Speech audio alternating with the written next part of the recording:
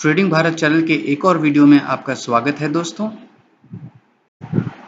तो दोस्तों 21 सितंबर का अगर हम डेटा देखते हैं कि एक्सपायरी के दिन मार्केट में क्या-क्या हुआ, तो दोस्तों हम देख सकते हैं कि एफआईआईज ने 3007 करोड़ रुपए की एक सेलिंग की है, जबकि डीआईआईज ने 1158 करोड़ रुपए की बाइंग की है।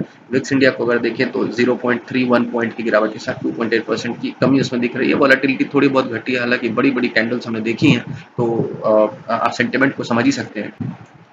ग्लोबल बाजार को अगर देखें दोस्तों, तो हमें ओवरऑल नेगेटिव सेंटिमेंट दिखाई दे रहा है। गिफ्ट निफ्टी यानी कि सिंगापुर का जो एक्सचेंज है, जहां पे हमारे ही इंडेक्स की ट्रेडिंग की जाती है, वो भी नेगेटिव में चल रहा है, यानी कि हमें निफ्टी में एक गैप डाउन मिलने की पूरी गुंजाइश है।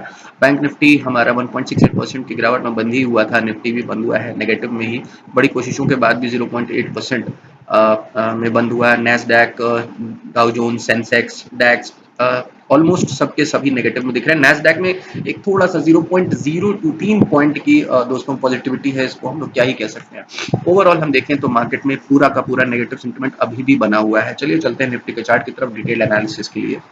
तो दोस्तों खूंखार दरिंदों की वापसी के बाद हमें निफ्टी में लाल-लाल बड़े-बड़े कैंडल्स बनते हुए दिख रहे हैं, जिसमें हमें जबरदस्त ताबड़तोड़ गिरावट दिखी है। 513 पॉइंट की गिरावट हमें पिछले 3 दिन में दिखाई दी है। ये गिरावट निफ्टी के एक्सचेंज के हिसाब से अगर देखा जाए तो काफ़ी फास्ट मानी जाती है, लेकिन फिर भी दोस्तों ये तो मार्केट है, जहाँ पर अगर रिटेलर्स को मौका मिल जाएगा तो फिर मार्केट में वो पैसा बना लेंगे। ये बात मार्केट को बिल्कुल पसंद नहीं है, आप भी जानते हैं। तो यहाँ पर मार्केट ने इतनी फास्ट सेलिंग दिखाई क्यों है, इसके पीछे के रीजंस अगर तलाशें तो हम आपको अपने पहले वीडियोस में बता चुके हैं कि कनाडा से हमारी तीखी बातचीत और रिश्तों में जो आ रही खटास है वो हो सकती है, या फिर एक दूसरी वजह जो फेडरल रिजर्व के बैंक रेट्स को कांस्टेंट बनाए रखने की जो उनका डिसीजन था उसकी वजह से भी हो सकती है। लेकिन दोस्तों असली वजह कहीं ना कहीं हम पहले से ही जानते हैं कि जब मार्केट ऑल टाइम हाई पे होता है, प्रीमियम्स बढ़ चुके होते हैं, बहुत अच्छे प्रॉफिट्स में बड़े इन्वेस्टर्स बैठ चुके होते हैं, तो वो चाहते हैं कि एक गिरावट आए ताकि किसी तरीके से उनको प्रॉफिट बुकिंग का मौका मिल जाए, और ये मौका उनको मिल गया है। रीजंस कई हो सकते हैं, लेकिन मौका उनको मिल गया और यहाँ से हमने प्रॉफिट बुकिंग अच्छी देख ली है। कहाँ तक मार्केट और गिर सकता है इसका एक अंदाजा लगाने के लिए दोस्तों टेक्निकल चार्ट पे आ चुके हैं, तो चलिए देखते हैं आगे की कहानी। दोस्तों डेली कैंडल्स पे हम देख सकते हैं कि एक गिरावट के बाद अभी हमें यहाँ से प्रॉफिट बुकिंग तो दिख रही है, लेकिन अभी भी कुछ अगर लेवल्स निकाले जाएं तो थोड़ी बहुत गिरावट और होने की गुंजाइश हमें दिखाई दे रही है। जहां तक हमारे लेवल्स डेली कैंडल पर बता रहे हैं, वो ये कहते हैं कि 19,645 तक की गिरावट और आनी चाहिए। अब चलते हैं जरा छोटे टाइम फ्रेम पे, देखते हैं कि कहाँ तक ये मुमकिन है। हालांकि दोस्तों सितंबर माह क्वार्टर की एंडिंग का भी माह है, तो इसको भी हमें ध्यान में रखना चाहिए, क्योंकि सितंबर में जब क्वार्टर्स खत्म होते हैं तो क्वार्टरली जो लोगों का जो ट्रेडिंग होता है वो भी क्लोज होती है, तो क्वार्टरली क्लोजिंग को ध्यान में रखते हुए हमें इस वीक की ट्रेडिंग का अंदाजा लगाना होगा। तो चलिए चलते हैं छोटे टाइम फ्रेम पे, 1 मिनट या 5 मिनट जिसमें भी हम देखना चाहें देख सकते हैं।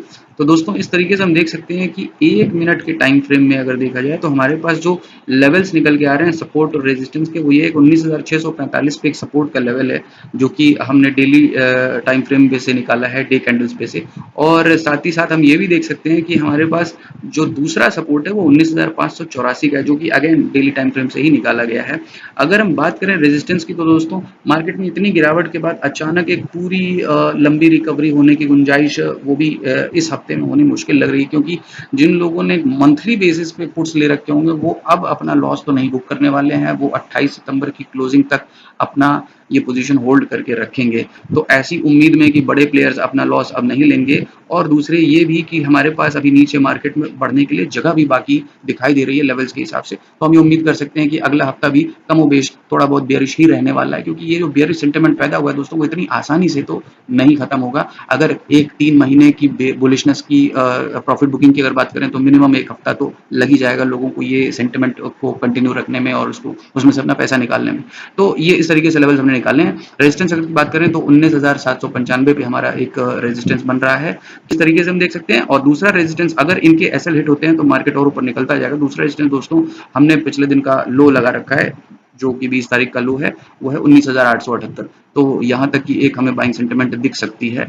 अब दोस्तों जहाँ तक मार्केट के सेंटिमेंट की बात है वो तो काफी नेगेटिव है, लेकिन ये भी हो सकता है कि एक छोटा मोटा गैप अप ओपन हो जाए। तो गैप अप अगर ओपन होता है तो उस केस में हम क्या कर सकते हैं, गैप अप ओपन होने की कंडीशन में दोस्तों अगर कोई गैप अप ऐसा होता है जो इस लेवल से नीचे नीचे ओपन होता है, तो हम सेलिंग साइड का ही सेटअप फाइंड आउट करेंगे इस रेजिस्टेंस से।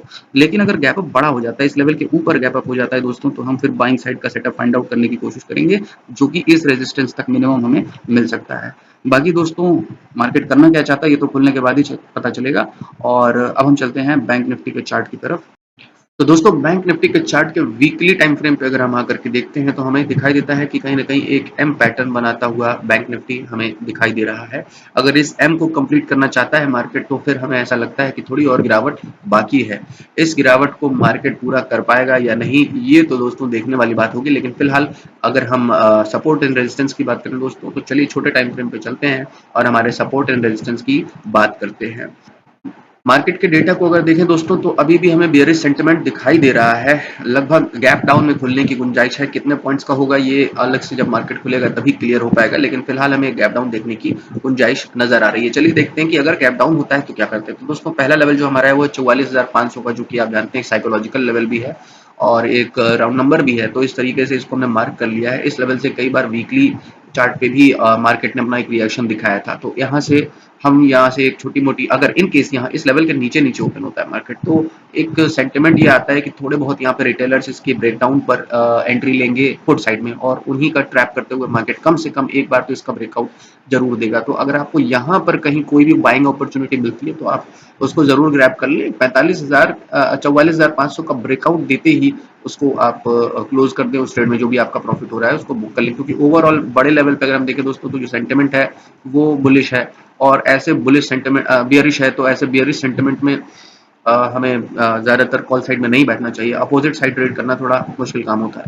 अगर बाई चांस गैप डाउन इस लेवल के नीचे काफी बड़ा हो जाता है और वो 44,400 या 350 के नीचे नीचे हो जाता है, यानी इस लेवल के आसपास होता है, तो फिर हम वेट करेंगे कि मार्केट किस तरह का सेंटिमेंट बना करके, इस तरह का कुछ करके, और फिर यहाँ से जब नीचे निकलना शुरू होगा तो फिर हम इस लेवल का ब्रेकडाउन होने के बाद फिर सेलिंग में जाने की कोशिश करेंगे। दोस्तों ये 44,211 एक बहुत ही स्ट्रॉन्ग सपोर्ट लेवल है। तो जब तक कि ब्रेकडाउन करके सस्टेन ना कर ले और रीटेस्ट ना कर ले तब तक हम पुट साइड में जाने से बचेंगे। कॉल साइड के लिए मैं कुछ कह नहीं सकता हूं क्योंकि गैप अप के चांसेस तो लग नहीं रहे हैं, लेकिन फिर भी अगर एक फ्लैट ओपनिंग की बात कर लेते हैं, अगर एक फ्लैट ओपनिंग होती है और मार्केट थोड़ा बहुत नीचे चल करके ऊपर जाने की कोशिश करता है तब हम बाइंग साइड का सेंटिमेंट ले सकते हैं, और इस लेवल तक के लिए हम 44,949 तक के लिए बाइंग साइड कर सकते हैं। हालांकि ऐसा होता हुआ दिखाई नहीं दे रहा है क्योंकि ऑप्शन डेटा और इंटरनेशनल मार्केट के डेटा सब कुछ यही बता रहे हैं कि मार्केट पूरी तरह से बेयरिश है। दोस्तों ट्रेडिंग भारत के वीडियोस देखने के बाद अगर आप कोई ट्रेड लेते हैं तो उस ट्रेड में हुए प्रॉफिट्स या लॉसेस की जिम्मेदारी ट्रेडिंग भारत की नहीं होगी। अपने किसी भी ट्रेड को लेने से पहले अपने फाइनेंशियल एडवाइजर से जरूर एडवाइस लें। यह वीडियो केवल एजुकेशनल पर्पस के लिए बनाया गया था।